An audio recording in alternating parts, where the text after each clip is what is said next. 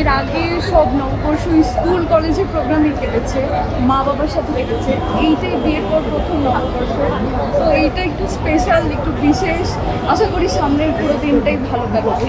হ্যাঁ, আপাকে ছাড়া নববর্ষ প্রথম, এটা নিয়ে অবশ্য আমাদের মধ্যে খুব ভয়ও ছিল, যেটা একটি মোটিভ পুড়িয়ে দেওয়া হয়েছিল। নিরাপত্তা নিয়ে আমরা একটু শঙ্কিত ছিলাম, কিন্তু আসলে দেখলাম যে এখানে নিরাপত্তার ভালো ব্যবস্থা আছে, খুব নিরাপদ বোধ করছি, সেফ ফিল করছি, তো ভালোই কাটছে। নাম পরিবর্তনের বিষয়ে আমার প্রতিক্রিয়া ছিল মানে নাম পরিবর্তন করাতে কোনো সমস্যা নেই, কিন্তু যে কারণটা দেখানো হচ্ছিল যে হিন্দুয়ানি নাম, মঙ্গল নামটা কি হিন্দুয়ানি নাম, এইটার জন্য যে পরিবর্তন করা হচ্ছে, এইটা আমার কাছে ইতিবাচক কিছু লাগেনি। নাম পরিবর্তন করা হোক, আগেও তো এটা আনন্দ শোভাযাত্রা ছিল, কিন্তু সবাই যেভাবে বলছিল এটা কি হিন্দুয়ানি নাম, বাংলাদেশ ইসলামী রাষ্ট্র হবে, এই কারণে বার্তাও হচ্ছে।